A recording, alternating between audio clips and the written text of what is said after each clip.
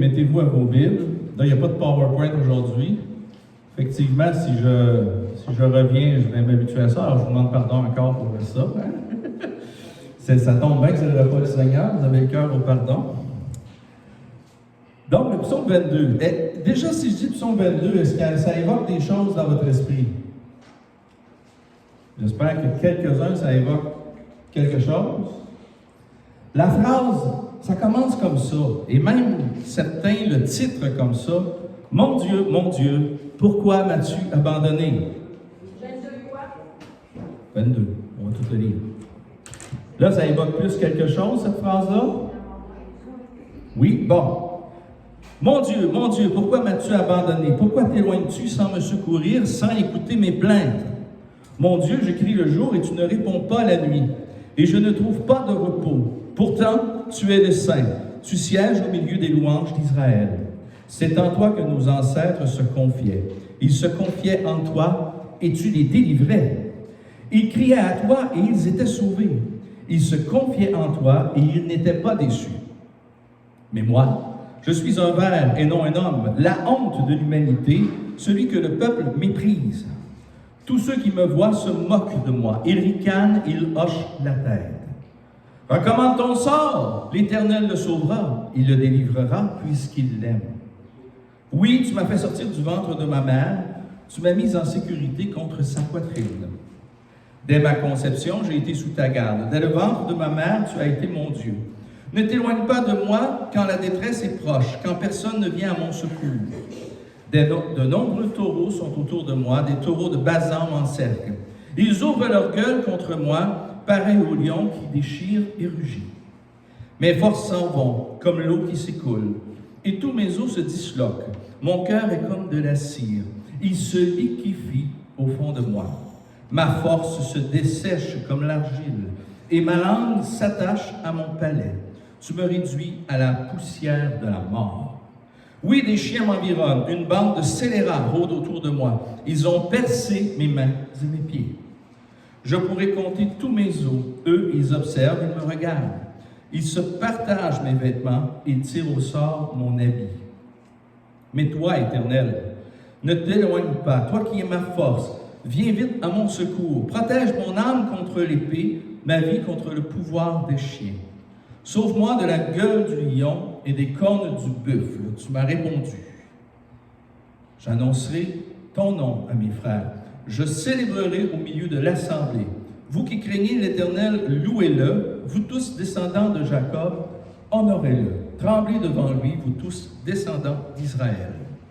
En effet, il ne méprise pas, il ne repousse pas le malheureux dans sa misère, il ne cache pas son visage, mais il écoute quand il crie à lui. Tu seras, dans la grande assemblée, l'objet de mes louanges. J'accomplirai mes vœux en présence de ceux qui te craignent. Les malheureux mangeront et seront rassasiés. Ceux qui cherchent l'Éternel le célébreront. Que votre cœur vive à perpétuité. Tous les peuples de la terre se souviendront de l'Éternel et se tourneront vers lui. Toutes les familles des nations se prosterneront devant toi, car c'est à l'Éternel qu'appartient le règne. Il domine sur les nations. Tous les grands de la terre mangeront et se prosterneront devant lui. Devant lui s'inclineront tous ceux qui retournent à la poussière, ceux qui ne peuvent pas conserver leur vie. Leur descendance le servira. On parlera du Seigneur à la génération future, et quand elle viendra, elle annoncera sa justice, elle annoncera son œuvre au peuple à naître. Alors, du Seigneur. Ah, j'ai oublié de vous dire, je vais vous poser des questions après. Peut-être que vous auriez écouté différemment. À qui ça vous fait penser dans ce qu'on a lu? C'est assez dur de ne pas le voir. En fait, le psaume 22 est comme le Isaïe 53 des psaumes. Hein, Isaïe 53, il s'est élevé comme une faible plante. On ne peut pas ne pas voir Jésus. Même ceux qui ne sont pas croyants, quand ils lisent ça, c'est un passage dont on sert souvent pour évangéliser.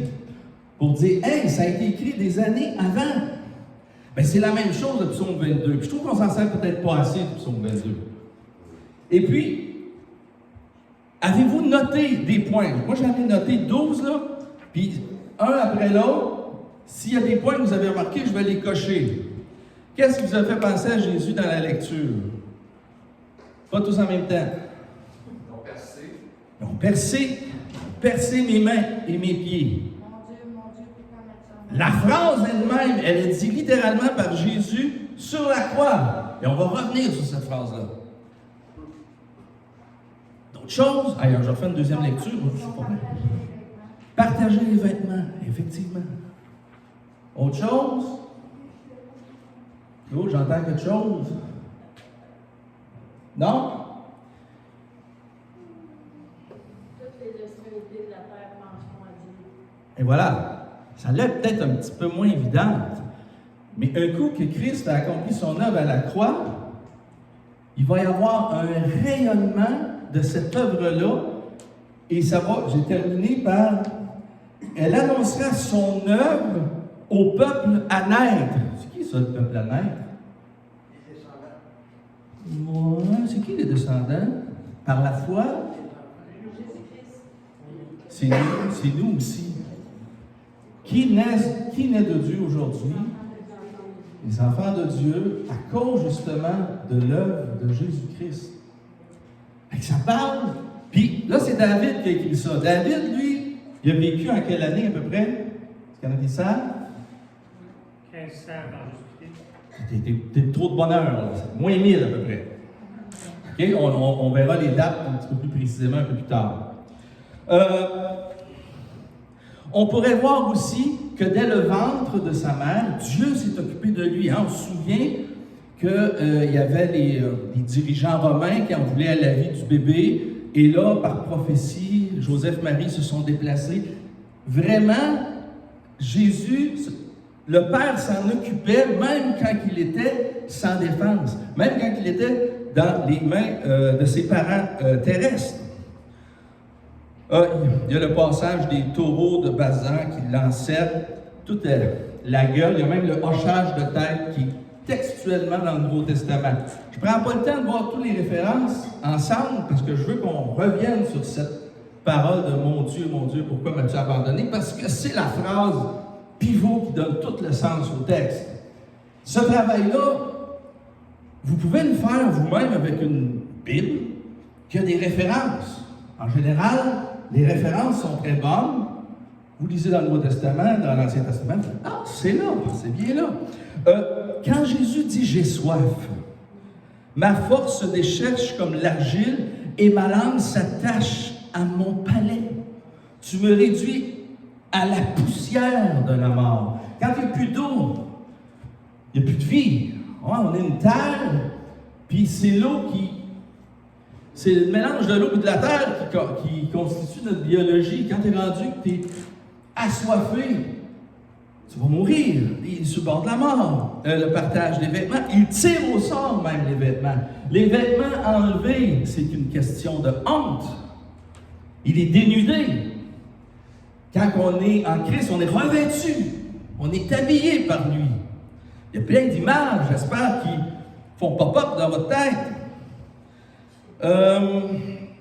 Sauve-moi de la gueule du lion, on a ça. Pas mal, là, grosso modo, on a fait le tour, mais, il y a aussi, oui, tu viens de le voir. Recommande ton sort à l'Éternel, et l'Éternel te sauvera. Si vous lisez dans le Nouveau Testament, ah ouais, tu dis que t'es le Messie, sauve-toi, sauve-nous. Recommande ton sort, tu dis qu'il t'aime. Et même Dieu le Père avait dit, c'est mon fils bien-aimé, j'ai mis. C'était comme logique que Dieu, le Père, le sauve. Mais pourquoi il ne le sauverait pas? C'est parce qu'il est en train de faire une œuvre, un travail. Donc, vous pouvez vous amuser à prendre le temps, à comparer les versets sur ce travail que qu'on est un peu tous capables de faire si on a des bonnes références. Dans une Bible avec des bonnes références. Donc, un coup qu'on a vu ça, il y a j'aimerais qu'on joue un petit peu à Nicodème. Dans le film, est-ce qu'ils ont vu le film de Franco Zeffirelli qui dure 6 heures? Non? Il dure à peu près 4 heures ou 6 heures, en tout cas. Ils font parler de Nicodème. Je vous dis tout de suite, ça, c'est pas littéral dans la Bible. Mais ils font parler, puis quand je l'ai écouté à part, ça m'a fait réfléchir. Jésus dit, mon Dieu, pourquoi m'as-tu abandonné? Et là, Nicodème dit, même là, il cite les Écritures. Je trouvais que c'était une réflexion intéressante. Même là, sur la croix, qui a passé toute la nuit, qui a passé, je ne sais pas comment de procès, minimum 3, je pense, les fouets, tout ce qu'il a subi, les coups de poing, crucifixion, et sur la croix, il s'occupe de sa mère. Et là, il dit, mon Dieu, pourquoi m'as-tu abandonné? Et là, dans le film, même là, sur la croix, il cite les Écritures. J'ai trouvé que c'était une réflexion intéressante. Fait qu'on va jouer à Nicodème. On va jouer comme si, parce que les sages juifs étaient mandatés pour reconnaître Jésus et ils ont échoué. Tous d'accord avec ça? Mais Nicodème, lui, c'est intéressant. Parce que Nicodème, on sait qu'il est allé voir Jésus de nuit. Il savait que Jésus faisait des choses intéressantes. Il n'allait pas contre la loi. Nicodème était interpellé au point que, on sait que Jésus a expliqué la nouvelle naissance à Nicodème. Et aussi, auparavant, il était allé, dans Jean 19, 39, Nicodème, qui auparavant était allé de nuit vers Jésus, vint aussi apportant un mélange d'environ 100 livres de myrrhe et d'aloès. Donc, il a participé à l'embaumement de Jésus. Je ne pense pas que les sages juifs qui avaient comploté contre lui ont participé à ça. On voit que Nicodème estimait Jésus. On peut penser, sans être dogmatique, on peut penser que plus tard, il a reçu le Seigneur Jésus. Parce que la première prédication de Pierre, il dit, ce Seigneur, ce Jésus que vous avez crucifié, le Père l'a fait Seigneur. Et ils eurent le cœur vivement touché.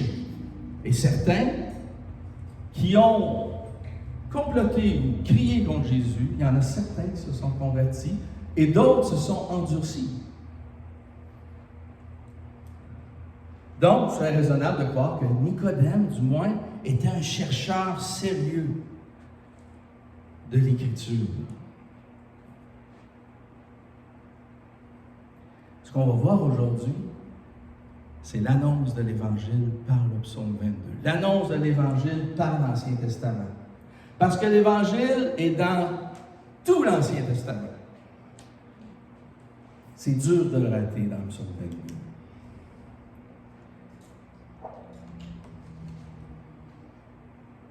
C'est la gloire. Hein? L'Évangile, quand Jésus est sur la croix, Jésus dit qu'il est glorifié.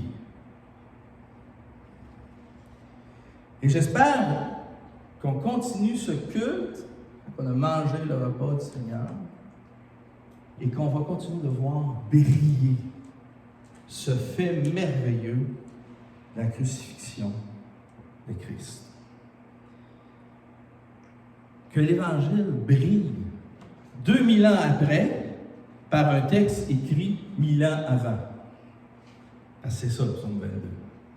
Nous, par l'Esprit Saint, on voit briller l'œuvre de Christ, qui s'est passée il y a environ 2000 ans, par un texte qui est écrit 1000 ans avant que l'œuvre de Christ se réalise. Ça prend la puissance de Dieu. Ça prend l'Esprit Saint qui nous dirige dans cette œuvre-là. Quand j'ai fait ma lecture, parce que le mercredi, ça fait un petit bout qu'on lit des psaumes. On était rendu au psaume 22. Et quand j'ai commencé à lire le psaume 27, et c'est pas d'hier que je lis les psaumes, est-ce qu'il y en a qui lisent régulièrement les psaumes? Je l'espère parce que les psaumes, là, on dirait que c'est les différentes émotions qu'on peut vivre. Vous savez, il y a la doctrine. Dieu est souverain, Dieu est au contrôle de tout. Quand tu vis une épreuve, je vis une épreuve, Puis là, il y a un frère qui me dit, ben voyons, Dieu est souverain. C'est dur un peu. Oui, on sait que Dieu est souverain, mais c'est parce que Dieu est souverain qu'on va puis qu'on crie à lui les choses difficiles qu'on vit. Et les psaumes, c'est ça qu'on voit. On voit les victoires, on célèbre Dieu, on voit quelqu'un qui a péché, qui demande pardon à Dieu pour retrouver sa communion. Ça nous enseigne la prière. Moi, souvent, je me posais des questions, comment prier en tant que chrétien. Là, j'achetais des livres. On a 150 livres, ils appellent les psaumes.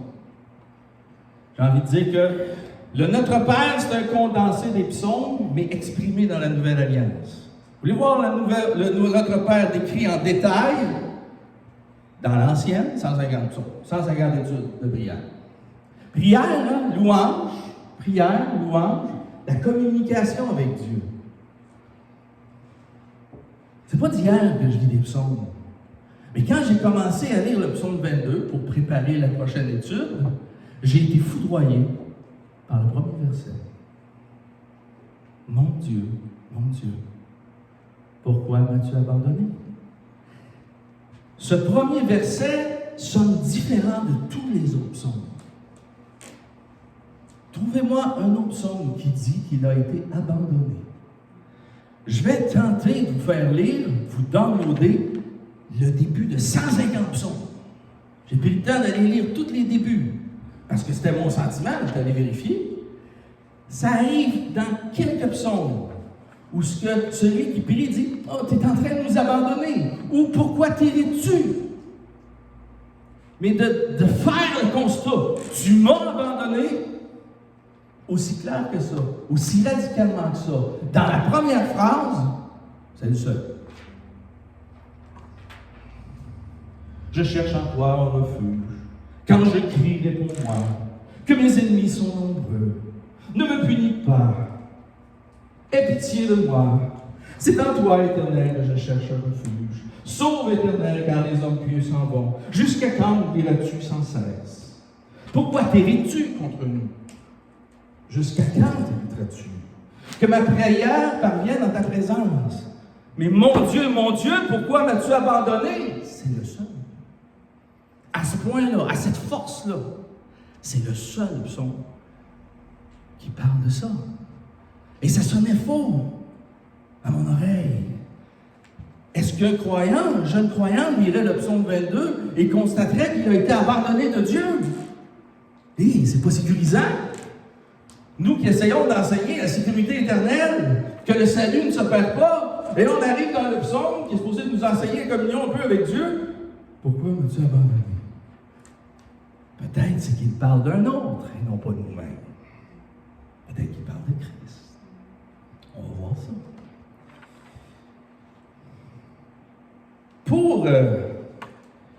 Pour démontrer le côté un peu anormal. Il est très normal, le psaume 22. Je ne suis pas en train de dire qu'il n'est pas inspiré et qu'il n'y a pas d'affaire là. Non, mais il veut nous montrer quelque chose. Est-ce que quelqu'un voudrait tourner dans le psaume 27, 10 et qu'un autre quelqu'un pourrait, ou quelqu'une pourrait tourner dans Isaïe 49, 15? Donc, quelqu'un puisse me lire le psaume 27, 10. Car mon père et ma mère m'abandonnent, mais l'Éternel me recueillera. Dieu n'est-il pas celui qu'on peut trouver un refuge, qu'on ne sera jamais abandonné par lui? Mon père, ma mère peut m'abandonner, mais le Seigneur va me recueillir. Isaïe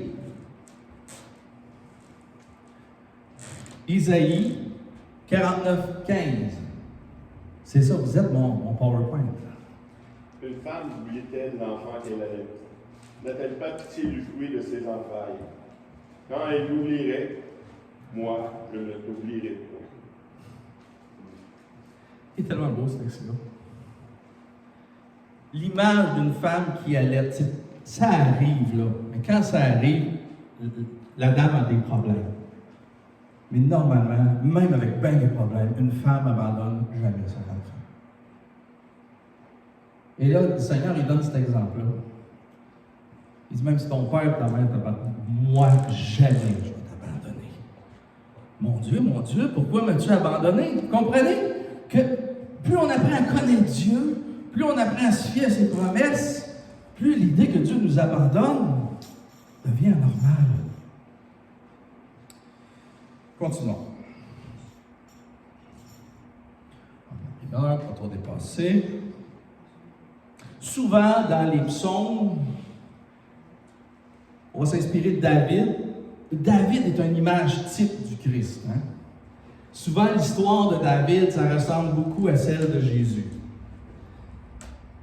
David a été oint par le prophète et ça a pris du temps avant qu'il entre dans son règne. Il a passé par beaucoup de souffrances. Et les Juifs retenaient le Messie régnant, le Messie glorieux, le Messie conquérant. Mais avant le Messie glorieux, qu'est-ce qu'il y a? Il y a le Messie souffrant. Exactement, drette ça.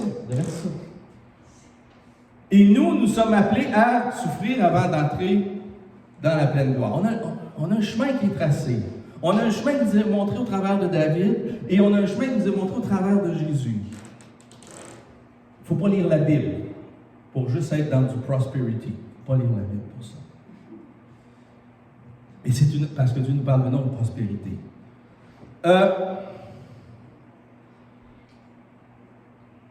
Mais les commentateurs, et on constate, parce que souvent un psaume, puis ceux qui sont venus le mercredi, souvent on a relié des psaumes à du vécu de David. Là, les commentateurs ne sont pas trop capables de faire référence à un bout de vie de David. On sait que c'est David qui l'a écrit. Il a dû vivre de quoi d'assez difficile pour conclure ça. Mais aurait-il été peut-être plus inspiré sans qu'il ait vécu cette histoire? C'est un peu mystérieux. C'est un peu mystérieux. Je n'ai pas vu de lien avec d'autres textes. On sait que, si on va dans la prophétie un petit peu,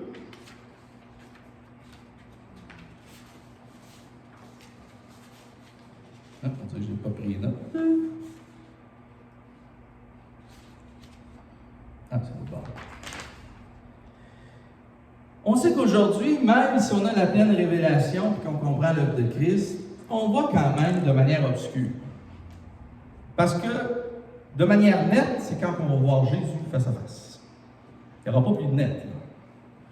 Mais avant que l'œuvre de Christ arrive, ceux qui ont prophétisé avant ne voyaient pas aussi clair que nous. Que nous pouvons voir en étudiant, en réfléchissant. Comprenez? Oui, non? Oui. Dites-moi si c'est pas clair. On va donner un exemple profond. OK. Donc,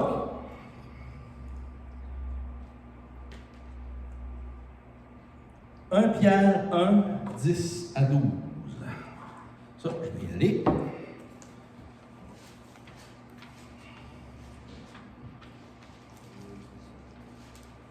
Pierre 1, 10 à 12. Les prophètes qui ont parlé de la grâce qui vous était réservée ont fait de ce salut l'objet de leurs recherches et de leurs investigations. Ils cherchaient à découvrir l'époque et les circonstances indiquées par l'Esprit de Christ qui était en eux lorsqu'ils attestaient d'avance les souffrances du Messie. Les prophéties, les prophètes parlent à l'avance des souffrances du Messie.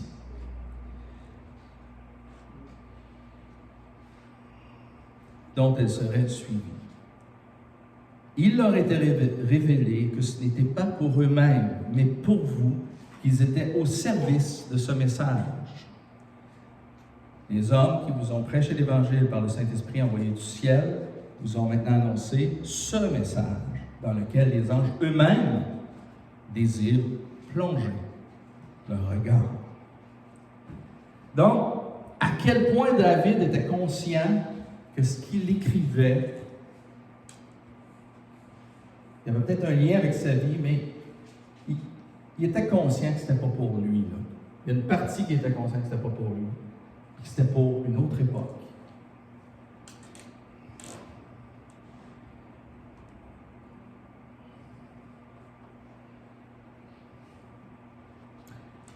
dans le Nouveau Testament.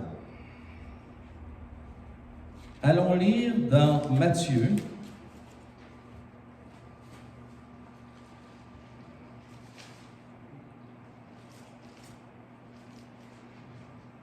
Matthieu, chapitre...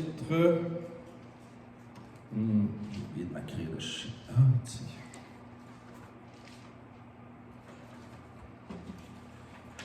C'est à la mort de Jésus. Je crois que c'est le 27, si je me souviens bien. Je n'ai pas écrit, là, je m'excuse. Je vais aller voir ça. Je me fais photocopier à la feuille pour ne pas avoir à chercher. J'ai oublié d'écrire. Donc, 27. Ouais, mais on va aller à 44.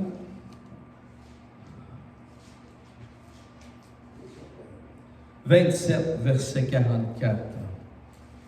Les brigands crucifiés avec lui l'insultaient eux aussi de la même manière. De midi jusqu'à 3 heures de l'après-midi, il eut des ténèbres sur tout le pays. Vers 3 heures de l'après-midi, Jésus s'écria d'une voix forte, « Élie, Élie, lama sabachthani » c'est-à-dire, « Mon Dieu, pourquoi m'as-tu abandonné? » Quelques-uns de ceux qui étaient là, après l'avoir entendu, disaient, « Il appelle Élie. » Aussitôt, l'un d'eux courut prendre une éponge qu'il imbiba de vinaigre, il le fixa à un roseau et lui donna à boire. Mais les autres disaient, « Laisse donc, voyons si Élie viendra le sauver. » Jésus poussa à nouveau un grand cri et rendit l'esprit. Et voici que le voile du temple se déchira en deux depuis le haut jusqu'en bas, et la terre trembla, et les rochers se fendirent, et les tombeaux s'ouvrirent, et les saints sortirent. C'est assez dur de verter la phrase, hein? Si vous avez lu un peu, c'était normal que Élie, lama sabachthani, ça vous revienne en tête. Parce que juste avant de mourir, il l'a dit. C'est comme le Seigneur, le Saint-Esprit nous dit, manquez pas le punch. Et dans l'Évangile de Jean, il ne parle pas de mon Dieu, mais il parle d'être nourri, d'être désaltéré, il a soif. Puis il va dire, tout est accompli. Il rend l'esprit. Dans Marc, il le reprend aussi. Mais tout le temps, cette histoire d'Élie. Et ça, je vais vous dire, je me suis accroché là-dedans à peu près toute ma vie. Qu'est-ce qu'Élie vient faire là-dedans? Là, ça vient nous mêler, parce que Jésus dit, Élie, Élie, lama sabachthani. Là, il dit, attends, Élie va revenir. Qu'est-ce que ça rapporte? Qu'est-ce que ça rapporte? Bien, par la grâce de Dieu, on va démêler ça aujourd'hui. Ça va nous faire comprendre davantage le Élie, Élie, lama sabachthani. Premièrement, Élie, qu'est-ce que ça veut dire? Parce que tous les noms ont une signification. Y en a-tu qui sauraient, par exemple? Ça veut dire « Mon Dieu est Yahvé ». Élie, ça veut dire « El Shaddai ». « El », on entend, « El », Dieu partout. « Eloham », ça veut dire Dieu. « Mon Dieu est l'Éternel » ou « Mon Dieu est Yahvé ». Donc, c'est comme si, dans le nom que Jésus dit, il dit, tu es mon Dieu, toi Yahvé, pourquoi me dis-tu? Mais Élie, le prophète Élie, il y a ce nom-là aussi. Fait, il n'appelle pas nécessairement Élie. Il appelle son Dieu, mais là, pourquoi que les gens pensent que Élie va descendre? Pourquoi vous pensez qu'il y a des gens qui pensent que Élie va reviendre? Eh bien, c'est ça. Il t'a un aura magique, quasi magique, ou en tout cas ultra spirituel. Élie, il n'a pas connu la mort. Mais il y a ça, mais il y a quelque chose qui renforce ça. Malachie. Quand on a dans l'organigramme de la version de l'Ancien Testament juif, c'est disposé par la loi, les prophètes, les psaumes. Les prophètes se terminent par quel livre? Malachie. Et si on va lire Malachie, à la fin, les derniers versets, Souvenez-vous de la loi de mon serviteur Moïse, je lui ai donné en oreille pour tout Israël des prescriptions et des règles. Je vous enverrai le prophète Élie avant que n'arrive le jour de l'Éternel, ce jour grand et redoutable. Il ramènera le cœur des pères vers leurs enfants et le cœur des enfants vers leurs pères, de peur que je ne revienne frapper le pays de destruction. Donc, il y a une prophétie du retour d'Élie. Et en plus, ce côté ultra, méga, spectaculaire, qui est le seul qui n'a pas connu la mort. Et là, ça dit qu'avant le règne de Dieu, Élie va revenir. Fait que là, on a un homme qui a vécu comme pas un homme, qui a parlé comme pas un homme, qui fait toutes choses à merveille, qu'on pense que c'est le Messie, puis là, il est cloué sur la corde, et il dit « Élie, Élie », qui veut dire simplement « Mon Dieu, toi Yahvé, tu m'as abandonné. » Mais il y a une confusion avec le nom. Puis là, il y a cette prophétie-là. Mais là, on peut se dire, ouais, mais pas sûr. Peut-être qu'il y a plein Élie pour de vrai, parce qu'Élie, il faut qu'il revienne. Puis... Deux choses pour démontrer que ce n'est pas le prophète Élie. Premièrement, quand David a écrit le psaume, le prophète Élie n'a existé que peut-être 50 ans plus tard. OK? David et le prophète Élie ne se sont jamais rencontrés. Fait que quand David a écrit Élie, Élie, il ne devait pas avoir dans la tête le prophète. Deuxièmement, on va aller voir l'explication théologique de Jésus lui-même. On tourne à Matthieu, la transfiguration, je pense que c'est 17, encore là, je n'ai pas écrit.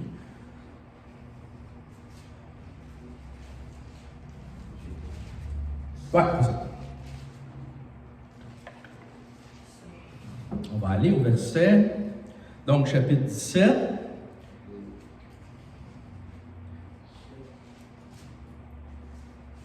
Et là, je vous passe tous les détails de la transfiguration. Je vous l'ai dit dans mes mots. Jésus devient tout blanc. Et il y a deux personnes qui apparaissent. C'est qui? Il y a Élie et Moïse. De là vient la question des disciples descendre la montagne. Là, il y a toute l'histoire qu'il a construit des temples. Là, non, celui-ci est mon fils, écoutez-le, lui seul. Jésus leur dit de parler à personne de ce qu'ils ont vu. Et là, au verset 10, les disciples lui posèrent cette question. Pourquoi donc les spécialistes de la loi disent qu'Élie doit venir? Probablement que les spécialistes de la loi citent Malachie, qu'on vient de voir. Jésus leur répondit, il est vrai qu'Élie doit venir d'abord et rétablir toutes choses. Mais je vous dis, Élie est déjà venu. Et là, on ne regarde plus le texte, on finit, on ne regarde plus le texte. C'est qui Élie? Et voilà! Élie est déjà venu. Alors, pourquoi Jésus dirait Élie, Élie, reviens? Regarde mal! C'est vraiment le nom de Dieu. Mon Dieu, mon Dieu. C'est vraiment bien traduit. Mais le nom d'Élie, ça veut dire ça. Mon Dieu est Yahvé. Fait qu'il ne fait pas appel à Élie. Il parle à son Dieu sur la croix. Donc, à mon avis, il n'y a pas de confusion possible. Et là, on réussit à respecter ma parole. Et là, même là, sur la croix, il cite les Écritures. La réflexion dans le film, qui n'est pas bête, là. Qui n'est pas littérale, là, mais qui respecte, je dirais, l'esprit du texte. Cette phrase du psaume, « Mon Dieu, pourquoi m'as-tu abandonné ?» témoigne d'une détresse, et avec tout ce qui suit, là, d'une détresse extraordinaire. Il n'y a pas personne qui a vécu une détresse pour dire « Mon Dieu, pourquoi m'as-tu abandonné ?» Cet homme-là qui parle, il y a un véritable diagnostic de sa situation. C'est pas juste une émotion.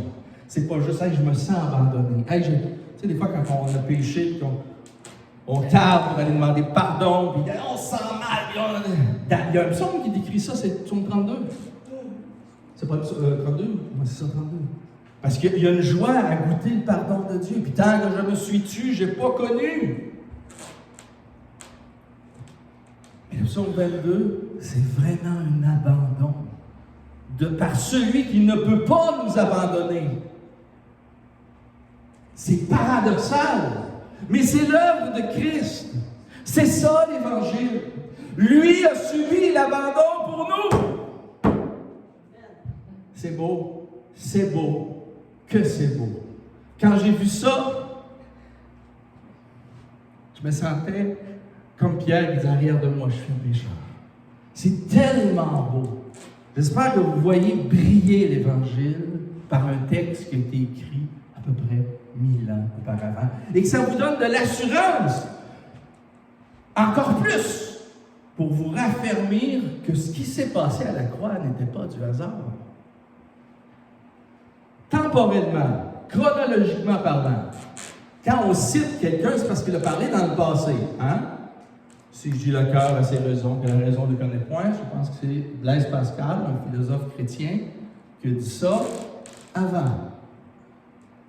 Quand Jésus dit « Mon Dieu, pourquoi m'as-tu dit » humainement parlant, sous le soleil, chronologiquement parlant, c'est vrai qu'il parle après David.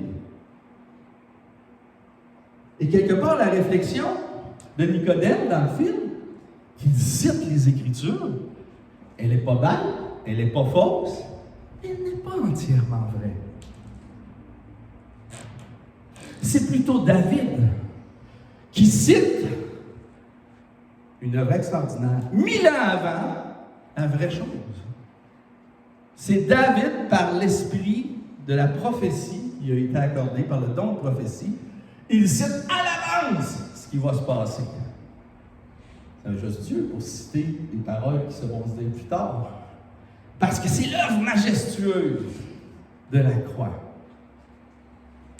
Donc, temporellement, Jésus cite, mais éternellement, David annonce à l'avance l'œuvre véritable, l'accomplissement complet. C'est ça, c'est très beau. Il y a du miracle là-dedans. Là où Adam a échoué, Christ a royalement gagné. Adam était favorisé, n'avait pas un corps qui était affecté par le péché. Et une petite suggestion, il renie. Jésus qui porte un corps qui a des effets de la chute, il connaît la fatigue, il n'a pas péché, mais il a des effets, hein, la fatigue, tout ce que ça engendre. Et il est sur la croix, et il est maudit de Dieu. Et il dit, mon Dieu. Ça ne nous en prend pas beaucoup pour arrêter de dire mon Dieu. Puis même Adam, qui était favorisé avant la chute, a décidé de se faire Dieu. Mais le Fils de Dieu, qui s'est dépouillé de toute sa gloire, qui a revêtu l'humanité, qui a souffert, on y a mis tous nos péchés, malgré l'abandon de Dieu, le Père l'a regardé, l'abandonne, mais lui dit, mon Dieu. Ça fait juste manifester l'attachement de Christ à son Père, malgré tout ce qu'il y avait sur lui, nos fautes. C'est glorieux. Moi, ça me fait un petit peu un spring. C'est beau. Là où Adam a lamentablement et facilement échoué, Jésus a de manière manifeste et royale, malgré qu'il avait tout contre lui, royalement réussi pour chacun de nous.